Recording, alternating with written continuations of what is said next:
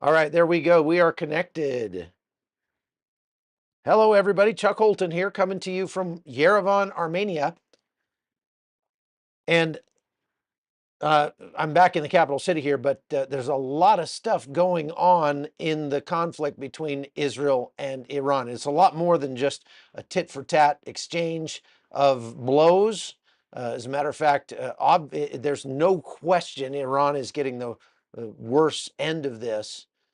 And So we're going to talk about what's been going on today, overnight here in this part of the world, and we will we'll kind of break it down for you. I got a lot of stuff to cover, so I'm not going to be looking at the chat a whole lot at the beginning because I don't want to get distracted. I want to get through this as best I can. So first of all, it, when I say you can't just call it a tit for tat, the reason for that is because there's massive differences between the strikes that Israel is committing on Iran and the strikes that Iran is committing on Israel. Israel has struck hundreds of targets inside Iran. They have struck military sites. They've struck, well, I've got a list actually. And so let me pull that up.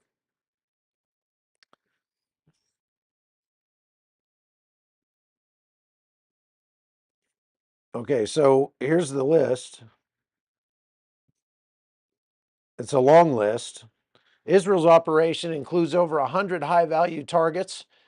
They hit uh, 20 senior IRGC commanders and eliminated them, including Hossein Salami, the IRGC commander in chief, Mohammed Bagheri, Armed Forces Chief of Staff, Amir Ali Hajadez, something like that.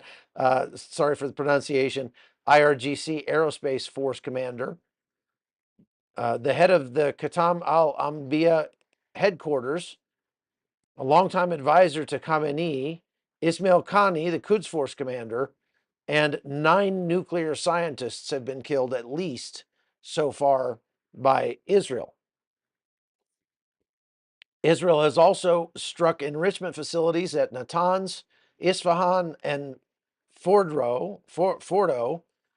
Uh, they've taken out all of Iran's air defense missile batteries, and ballistic missile silos have been destroyed as well. Their goal is to set Iran's nuclear ambitions back at least a decade. Now, on the other side of that, Iran's strikes against Israel have included somewhere in the neighborhood of about 250 ballistic missiles so far in 6 waves. Could be up to 300 at this point. Over 90% of the drones and missiles that have been fired by Iran, they've fired hundreds of drones. I don't even have a count on the drones now.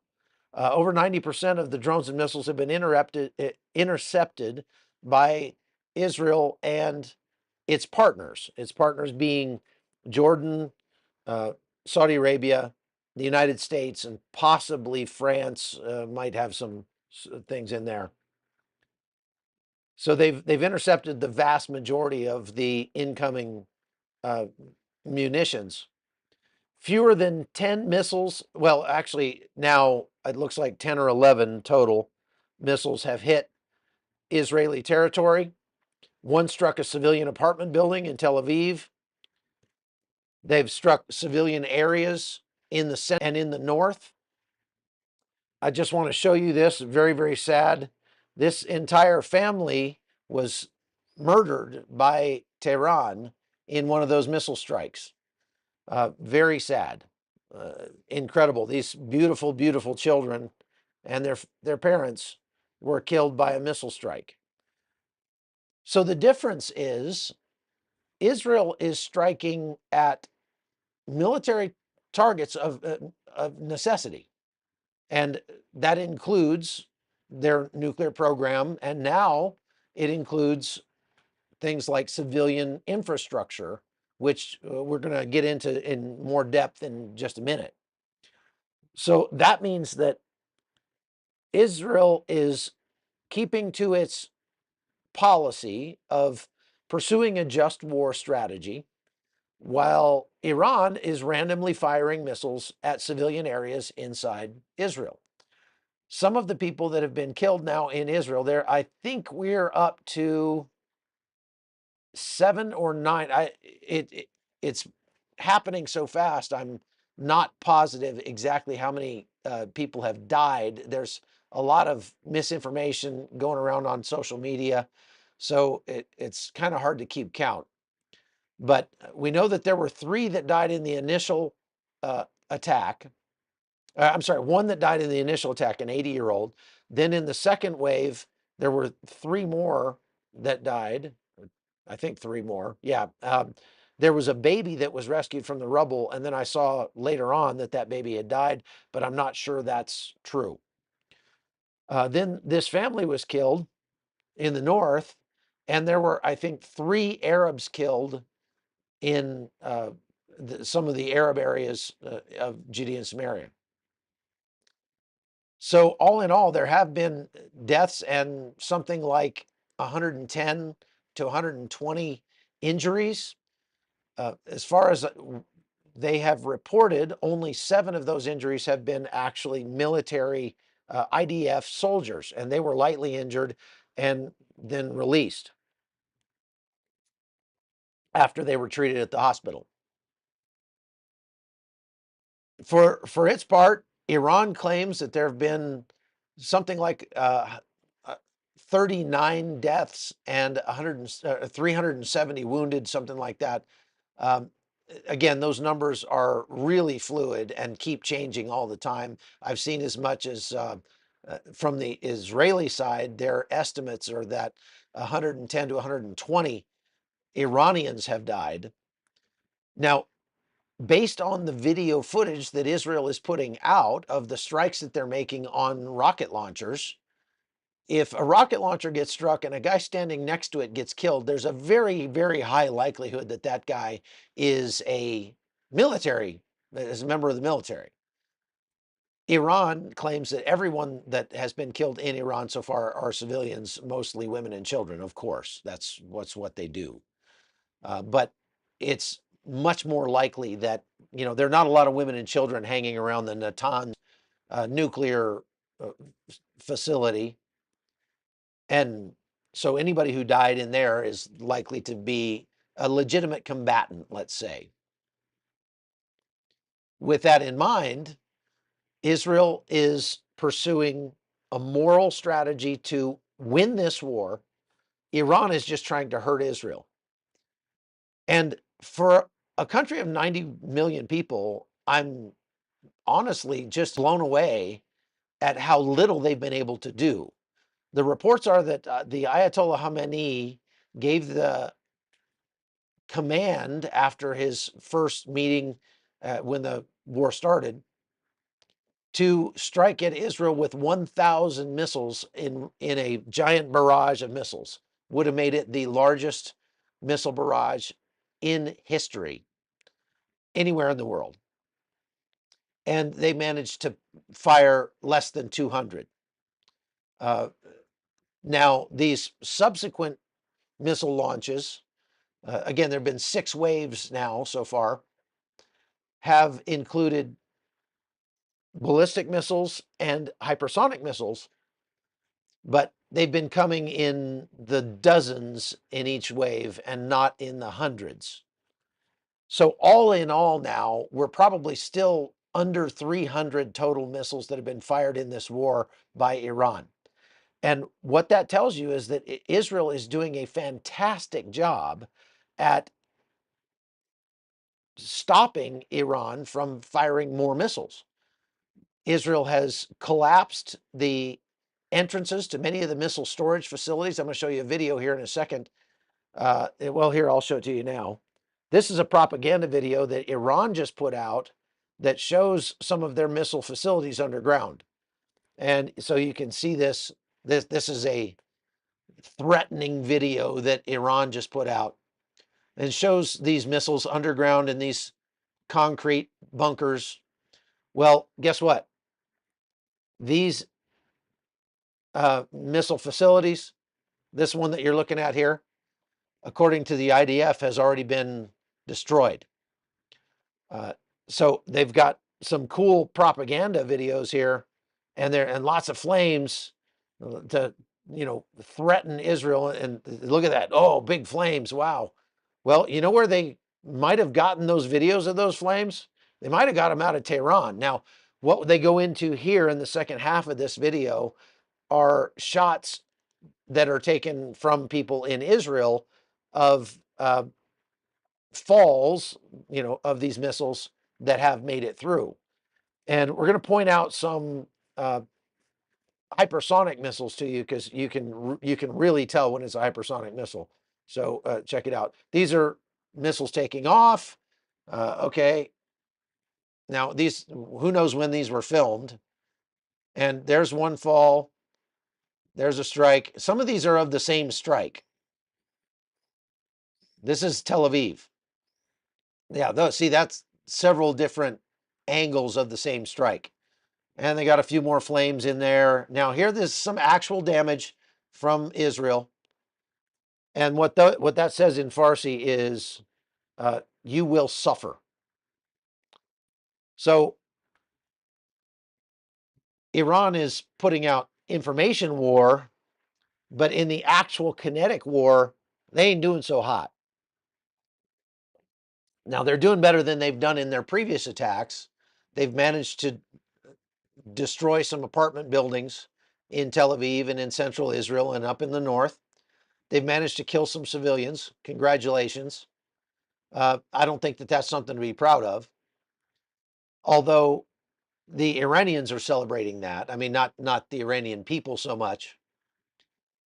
And so I just want to point out that I have been receiving some really heinous threats from Arabs or jihadis, I don't know, Muslims from around the world since I've started doing this reporting, since the war started just several days ago. I have been receiving like emails and messages in my direct messages and things like that with some pretty heinous threats and wishes for death and things like that. So as they say, if you're catching flack, you must be over the target. On that note, some people are asking about the video I put up from at 1:45 this morning. I got a phone call from the Ministry of Foreign Affairs here in Armenia, and we're just concerned about a report that I did, and wanted me to clarify or at least give their side of the story to that. And so I was happy to do that. Wasn't a huge deal. They were like, well, honestly, you don't have credentials to report on Armenia right now, because I didn't apply for media credentials when I got here to Armenia because I'm here as a tourist. I wasn't planning on doing a lot of live reporting from here, at least anything about Armenia.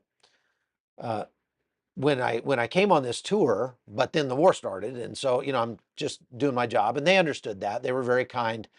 I think they understand that I am a big defender of Armenia. I'm a supporter of Armenia, doing my best to get the word out about what a great country this is. And so it was friendly, but insistent and urgent that hey, we want you to fix this. That was something we perceive as a problem. And so not a huge deal, but that's what that's about for those of you who are asking. Okay. Now, let's move on. The Iranian propaganda, again, is threatening civilian areas and showing that they can strike at Israel.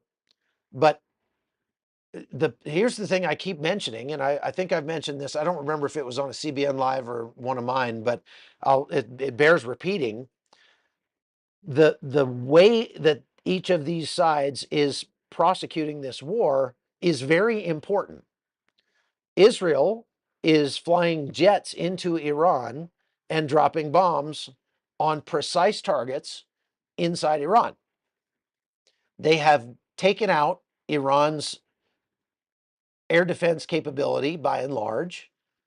They still have some air defense artillery, which is just, big machine guns that shoot bullets up into the air at night, but they're not radar guided. And so they have very little chance of hitting anything in a big old sky in the dark because they can't see what they're shooting at. But other than that, their more high-tech air defense is all destroyed. And that means that Israel has unhindered access over Tehran, and they can just do circles over Tehran and loiter up there until they get the call that there's something that needs to be blown up, and they can go hit it. And they can keep continuous presence over Iran, striking targets and just rotating aircraft in and out for essentially indefinitely, as long as they have the fuel and the resources to refuel their aircraft. Israel has plenty of munitions that they can drop from aircraft for a long period of time.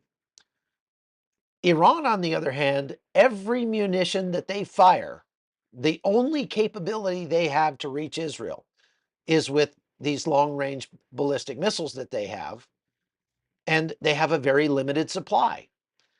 At the rate that they're firing those and at the rate that they're being destroyed inside Iran, Iran will not be able to keep up this war for more than a week to 10 days. And so I have a feeling that the kinetic portion of this, or at least the major part of the kinetic fighting between Iran and Israel, will be over in a matter of days, not weeks, months, or years. Because Israel is now moving on to striking very important economic sites inside Iran, strikes that will directly hamper Iran's government ability to govern and to keep a handle on its people. Their oil and gas facilities are being struck. I have a refinery here just outside of Tehran. Here's a guy that's reporting on this. Just look at those flames. This is a refinery that was struck last night by Israel. And you can see there massive, massive flames. Israel can keep this up for a long, long time, and Iran cannot. And even the fact, notwithstanding that Israel is able to shoot down the majority of the munitions that Iran fires at it, even if all of Iran's munitions that they fired got through and struck civilian areas, yes, it would be horrific. Yes, they would kill a bunch of civilians, most likely. But it's not going to have an effect on Israel's ability to prosecute this war. Because unless you strike at critical infrastructure and military infrastructure, you're not degrading Israel's ability. You're just stealing its resolve by killing civilians. You're making Israel more likely to continue to strike. And so I think Iran is starting to figure this out, because they've been reaching out now to Qatar and Bahrain, I guess, and asking those countries to mediate and negotiate a ceasefire with Israel. Now, let me just tell you, if Israel accepts a ceasefire right away, they're crazy. They've got Iran right where Iran needs to be, and they have the opportunity right now to completely, if not completely, dismantle Iran's nuclear ambitions, at least set them back 10 years. And they should not stop what they're doing kinetically until that has been accomplished. Now, because Iran has been striking at civilian areas inside Israel, they are being punished as well. They're turning, Israel is doing to Iran what it has been doing to Gaza for 18 months. And that is not just destroying military targets of necessity, but destroying other targets that may have military import and will definitely assist Israel in accomplishing its military objectives. Now, we need to go into this a little bit further. We need to explain this so that you can counter the mainstream media when they're saying that Israel is striking civilians in Iran. Look, Israel's goal is to dismantle or at least set back Iran's nuclear capability as far as possible. There are parts of their nuclear capabilities that Israel cannot reach, just simply cannot get to. I talked on CBN's Live last night about the Fodro nuclear site. Never if it's Fodors or Fodoro, but according to reports, the most sensitive or the most valuable centrifuges that Iran possesses to enrich uranium are buried deep underground near Qom at the Fodro base. Okay, and they are buried under up to 300 feet of rock and earth inside a mountain. Now, even the most powerful bunker buster bombs that the United States possesses and nobody else has cannot penetrate that much earth and soil and rock. And not only that, but that facility was specifically designed to survive airstrikes from bunker buster bombs. So what they did was they built it in a way that every room is compartmentalized. There's not big open areas. So if they bomb one part, they're not going to destroy the whole thing. They actually put like dual or double layers or triple layers of walls so that if they penetrate one, it doesn't actually penetrate to where the important stuff is. That's like putting a buffer in between, putting a shield around, and it's, concrete, reinforced bunkers, etc. So now I will say this. There have been some reports on social media going around that the United States is preparing Delta Force, our premier special operations unit, to go into the Fodor nuclear site and go deep in underground and destroy the stuff manually. Now, let me tell you why I think that is fake news. Because number one, Delta Force never announces what they're about to do, and they never take credit for anything they've done. How many times have you heard Delta Force did X, Y, and Z? The last time that anything came out that in the public that Delta Force did was Black Hawk Down, and that was just because they couldn't deny it. They had several of their guys get medals of honor from those fights, but that was back in the 1990s. Delta Force is doing stuff all the time around the world, kicking indoors and capturing high value targets and eliminating bad guys, and you never hear about it. So if you hear reports that Delta Force is going to do X, Y, and Z, don't believe them, because Delta Force would not be reporting on that. And I mean, if they did go into the Fodor nuclear site, someone else would likely get credit for it. That's the way Delta Force works. They're not like the Navy SEALs, where they want to write a book about it the second they get finished with their mission and then put out a workout video as well. I mean, everybody, we used to joke that, if a guy tells you How do you know if a guy was a Navy SEAL? Oh, he'll tell you. Don't worry. He'll tell you. So, long and the short of it is, uh, what Israel will have to do to go after these sites is to go after the things that support those sites. And that is like power plants, uh, entrances, ventilation shafts, things like that.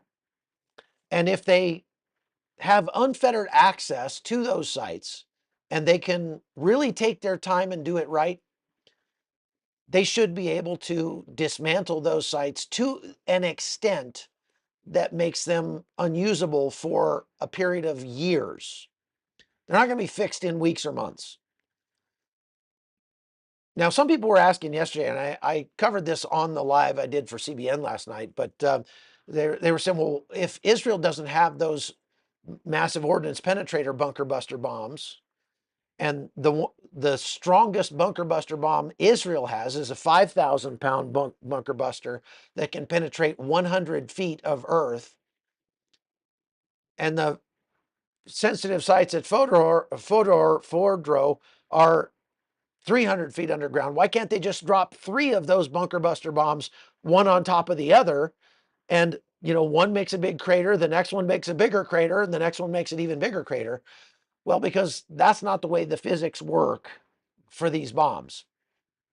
If one penetrates and makes a 90-foot deep crater, the sides of that crater are going to fill in the bottom of the crater with a bunch of rubble and loose earth.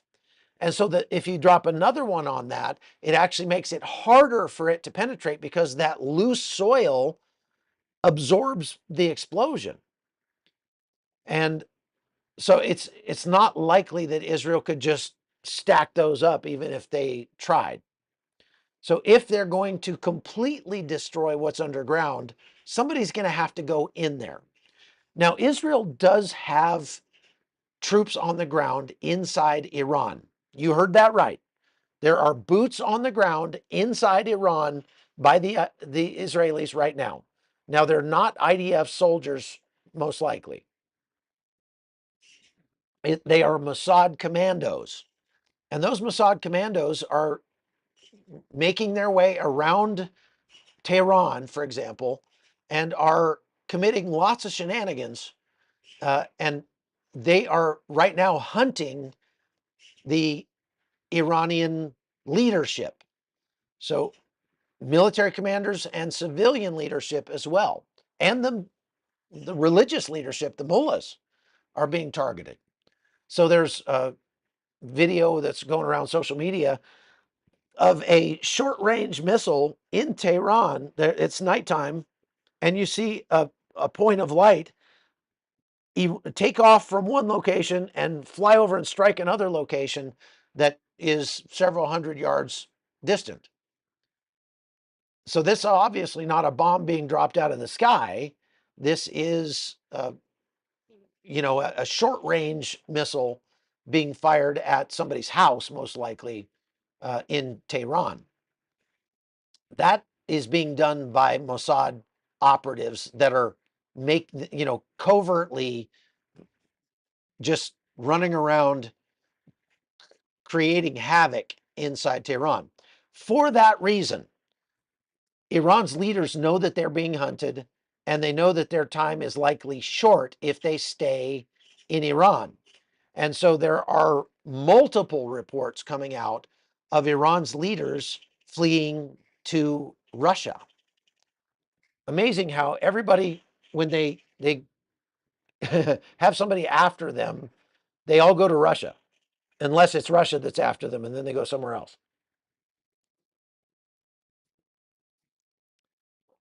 So it is possible that we will see regime change take place inside Iran in the coming days. The Israelis have been putting out statements. Israel Katz and Benjamin Netanyahu have both put out statements directed at the people of Iran telling them, now is your time. We've created a window for you. If you want to be free from the oppression of the mullahs, this is your chance. Take it and run with it. We support you. The West supports you. Everybody around the world supports you. We'll stand with you. Go for it. So let's hope that they take that advice and actually rise up and overthrow their government. Now, just imagine how much more peaceful the Middle East would be if Iran had a government that was not trying to foment violence everywhere you look. You know, the combined attack that took place on uh, Israel last night happened from 3 different countries. So it was another salvo of missiles coming out of Iran, of course. But in addition to that, at the same time, they had coordinated launches from Yemen and from Iraq. Now, it wasn't the Iraqis doing it, it was Iranian-backed militias in Iraq. They've been trying to get into Syria so that they can get closer to Israel to strike, but Syrian forces under the General Security Service, or the Hayat Tahrir al-Sham, the new people in charge of Syria, have been sending their forces to the border with Iraq to stop the Iranian-backed militias from getting into Syria in order to strike at Israel, because this new government in Syria, illegitimate though it may be, is trying very hard to make a legit country, it sounds, out of Syria and bring rule of law back. And that may go far enough to, that the rule of law may be Sharia law, but suffice it to say that they are trying to make a deal with Israel. Hey, you quit bombing us and we won't let anybody bomb you from our country. Now, Iraq doesn't have as much control over the Iranian-backed militias there. They called them the Hashishabi, because the Iraqi government is very much, if not controlled, at least influenced by Iran. The Shia government in Iraq doesn't have as much control over those militias. So last night there was a barrage from Iraq, Yemen, and Iran. In that barrage, the missiles from Yemen were shot down. The drones, I think, that were fired out of Iraq were shot down. And most of the missiles fired from Iran were shot down. However, some of those were hypersonic missiles. Now, I want to show you this clip of one of the hypersonic missiles striking Israel, because I want to point out some details here that'll help you understand these things. I mean, they're truly terrifying. Watch this. So, okay, boom. You see how fast that is? Now, you see those other flaming pieces of that are coming down. Those are Iron Dome interceptors, and they're normally about as fast as the missile is that they're trying to intercept. But in this case, you see that hypersonic missile come by like a flash of lightning and strike. And those Iron Dome missiles are going to have a real hard time catching up with it. So Iron Dome missiles can shoot down hypersonic missiles if they're coming directly at them, okay, nose to nose, because then they're much easier to intercept. But they cannot come from the side or from the rear and catch up with one of those hypersonic missiles and destroy it. So that's why some of these missiles are getting through. Now, if there's any good news to be had out of that, the good news is that those hypersonic missiles cannot carry such large payloads as the regular old ballistic missiles can, which those ballistic missiles can carry up to a ton of explosives in each missile. And the damage that we've seen, the majority of the damage that we've seen in Israel from missiles that have gotten through have been from ballistic missiles that have made it through. The hypersonic missiles do create damage, but not near as much. So If you think of it in terms of building size, a hypersonic missile would wipe out a house and significantly damage the houses around it. But a ballistic missile could wipe out an apartment building. Okay, that's the difference.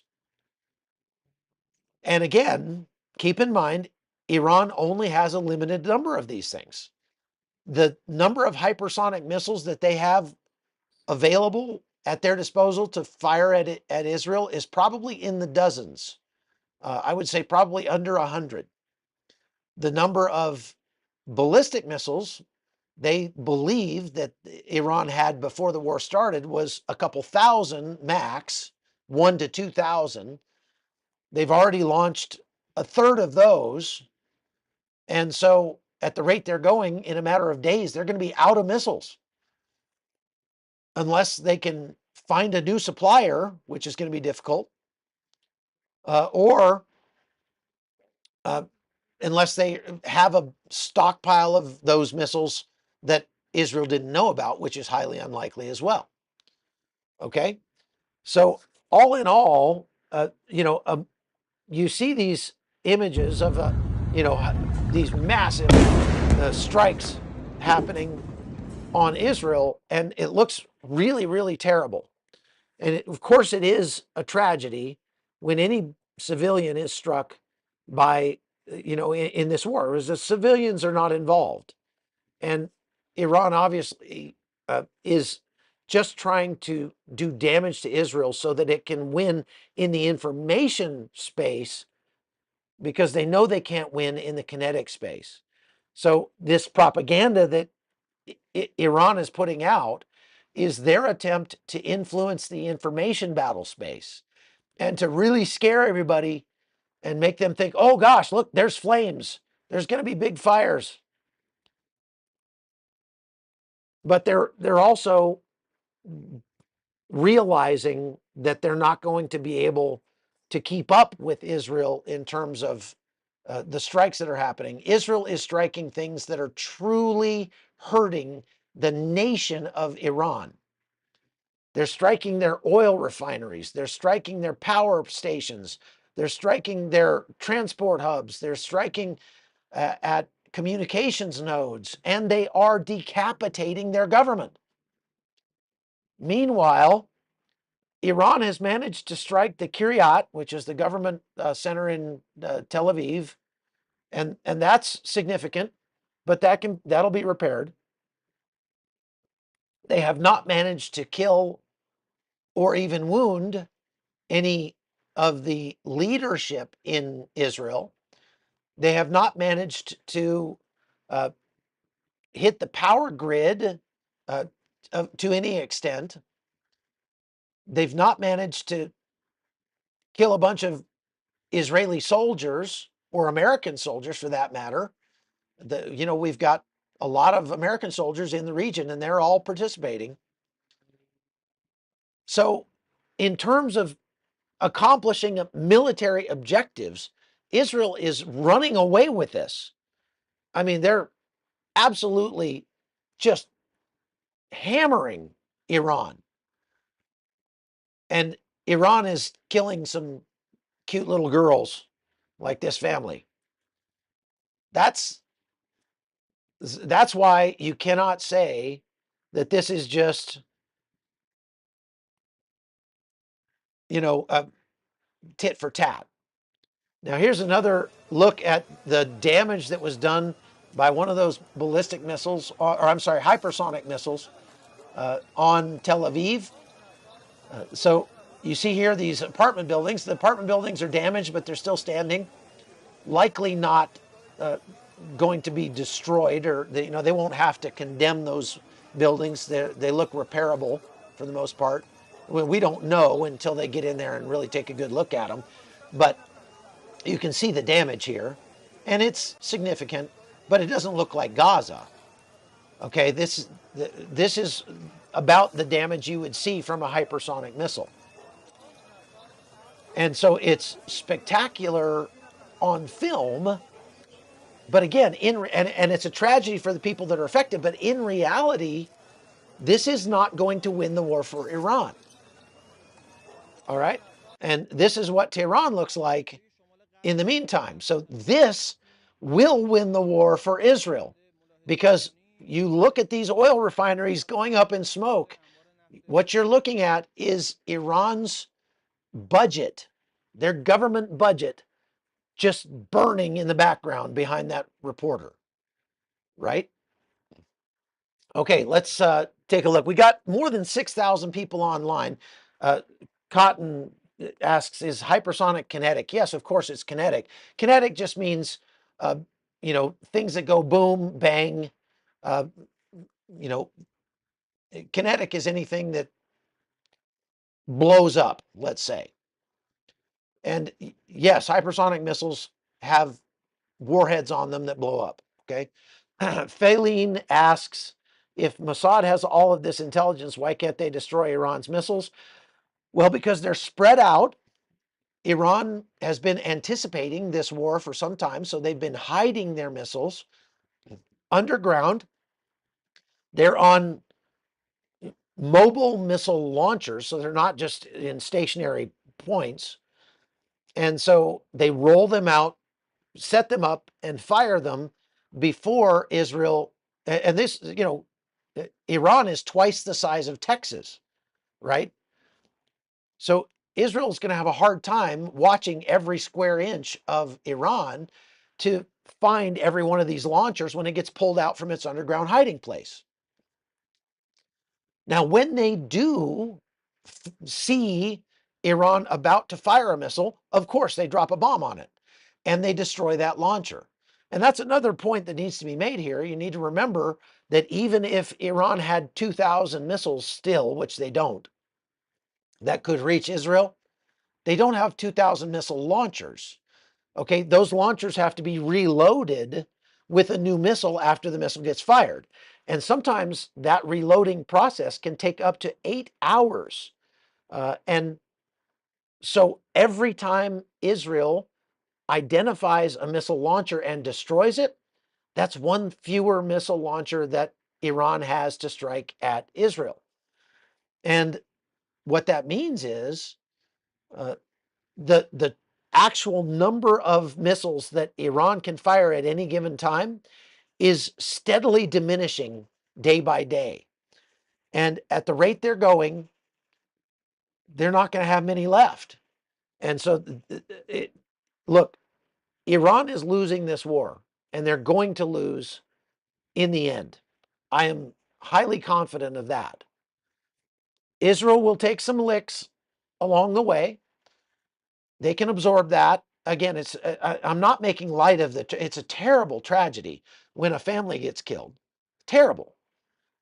But it just is not going to affect the outcome of the war.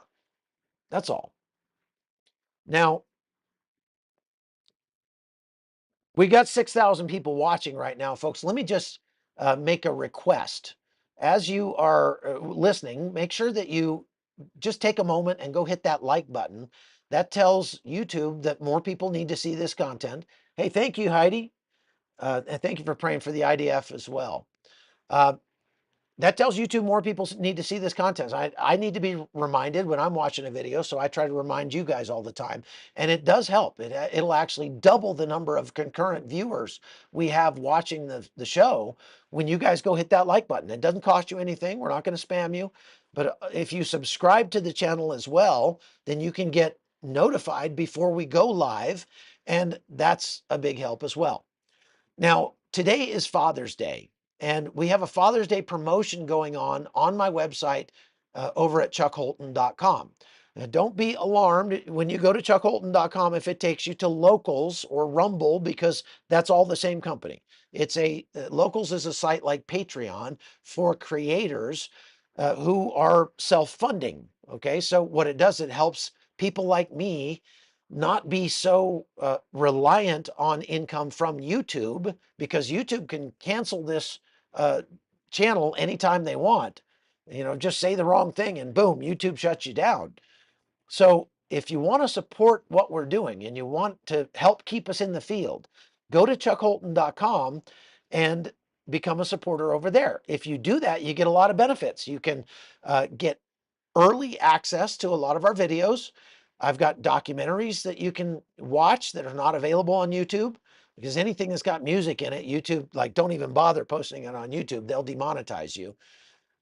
You can get downloadable copies of some of my books, like my most recent book, Death of Civilization. And you can, again, support what we're doing.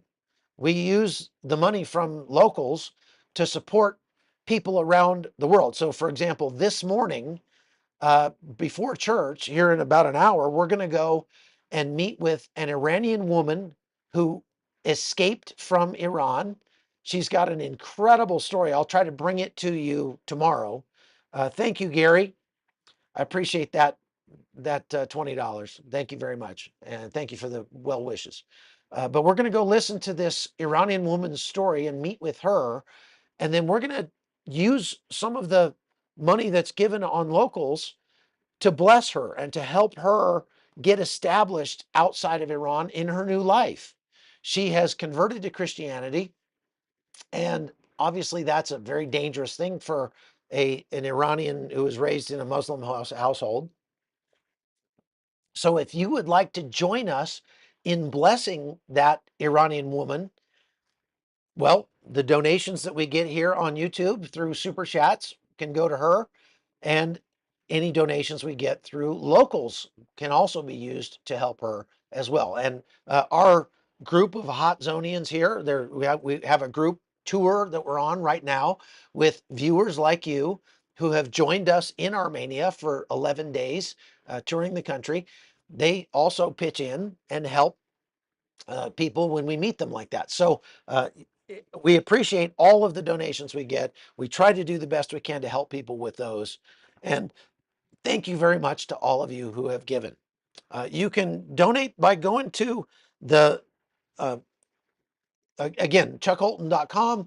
Do it here on YouTube, or go to my link tree, and I'll put let me put the link up for Linktree here. I think it's this one. Nope, that one. There we go. There's the link tree, linktr.ee/Holton. Okay, so I just wanted to show you what the Shofar app looks like right now. This thing keeps updating, and the last alert that they got on the Shofar app alerts you in real time when there is a strike imminent on Israel. So if missiles are launched from Iran, you get an alert on the Shofar app, and they will show you the location where they believe those missiles may fall. Now, each one of these small orange dots here, orange means, I believe, drone, and red means missile. So this is a potential drone strike. And each one of those dots is not a separate drone. It's just a separate community that's under threat from the drone, right? So that was an hour ago. Let's see, 3 hours. I'm sorry, that was 3 hours ago. Also, 3 hours ago, there were alerts in Tel Aviv and up in the north, up there. And the ones up in the north were where the strike happened that killed this family. Very sad for them. Now, when you just go through the sheer number of neighborhoods that is being alerted with these, it's mind-boggling. Okay, look at this one here. This is one alert. There's the alert there, and then these lighter words here are the names of all of the neighborhoods that are being alerted. And look at that. It is massive. And so Israelis are used to this, especially since this war has started. They haven't had to run for the shelters very much in the last few months, but they know how to do it. They know to get to their shelters, and by and large, people follow the directives and go to their shelters. And because of that, the death toll is much lower when one of those missiles gets through. But people have been asking me whether or not being inside one of those shelters would shield you if you got a direct hit. And the short answer is no. Uh, Many of the shelters are in high-rise buildings. A lot of those high-rise apartment buildings in Tel Aviv, for example, have one bedroom that's set aside as a shelter, because having to take an elevator down 25 floors to the basement is just not feasible for a high-rise building like that. So building codes in Israel require that one of the bedrooms be fortified as a shelter. That means that they have steel walls, steel filled with concrete many times. They have blast shutters on the windows. They have vents to allow airflow and things like that. Now, the way that they build those is those are prefabbed shelters that are all, the same size, whatever.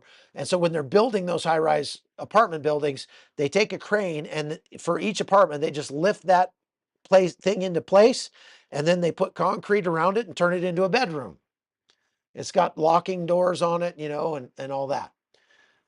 The thing is, if they get a direct hit from one of these uh, hypersonic missiles or ballistic missiles, it's gonna it's gonna just the shock wave of it would injure or kill the people that are inside.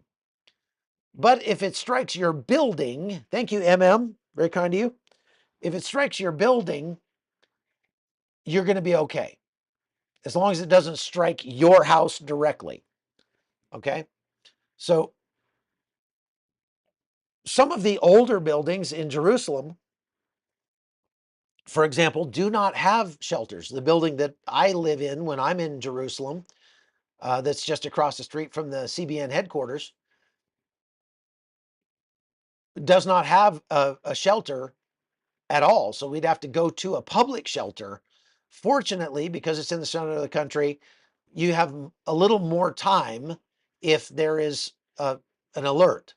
But in reality, we're so close to the Al-Aqsa Mosque that many people in that area don't bother going to shelters, I think, because, I mean, that's my feeling, because they figure that Iran, being a Muslim country, is not going to try to bomb one of their most sacred sites.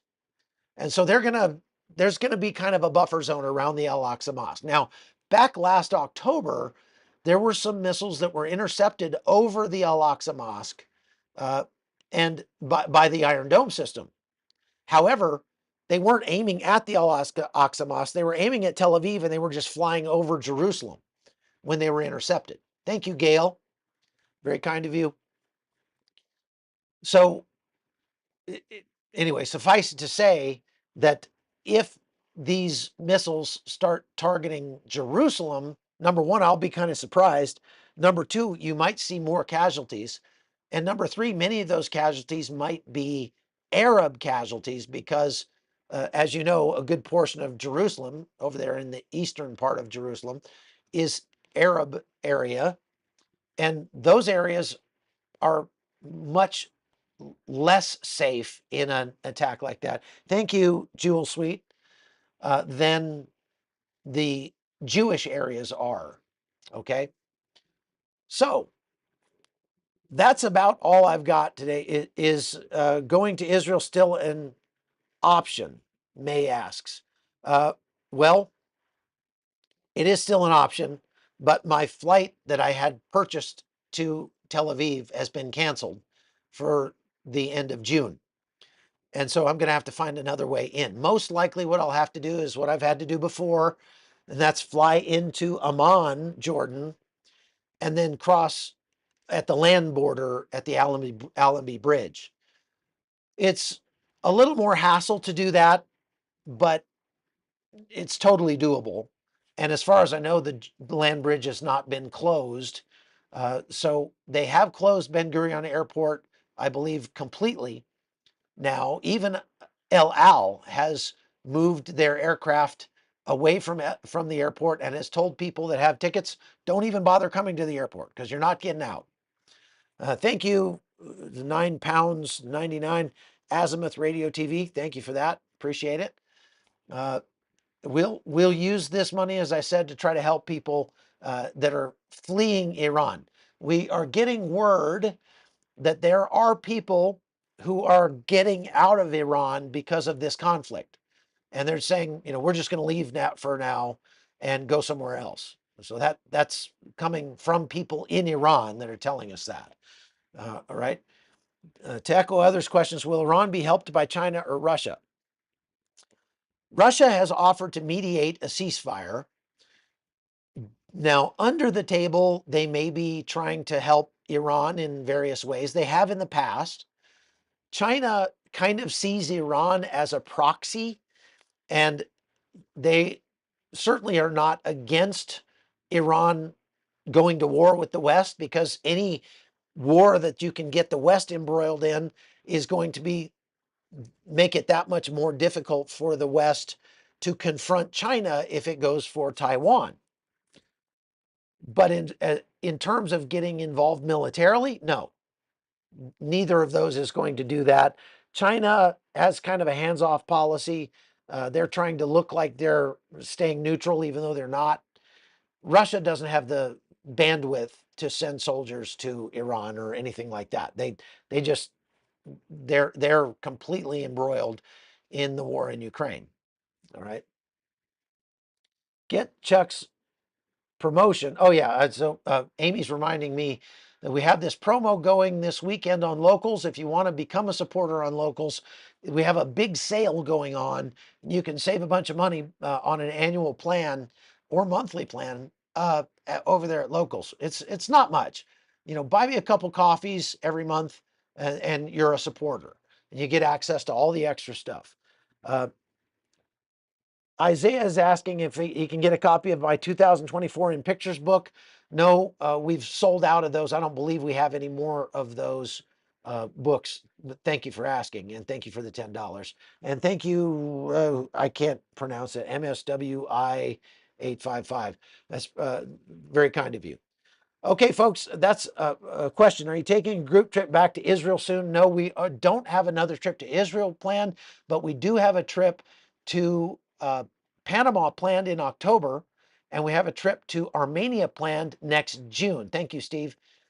So we do have a couple of slots available on both of those. Obviously, very limited availability. So if you want to join us on our next tour to Armenia, highly recommend it. And it's highly recommended by other hot zonians. One of the things that we've noticed is that people who come on tours with us tend to come on multiple tours with us because they enjoy themselves so much. So we've had people that were in Armenia that came to our Israel trip. We had people from our Israel trip that came to Panama, and we had people from the Panama trip that joined us in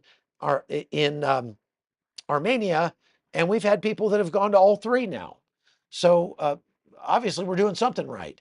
That June trip next year to Armenia still has slots available, and you can get information about that by going to chuckholton.com, and the information's pinned right at the top, just a couple articles down.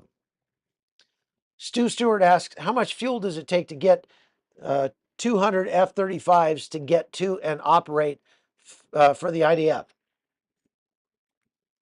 I don't know the exact number of gallons, but let's just say that each one of those aircraft to fly to Iran, drop bombs, and fly home burns more fuel than your car does in a year.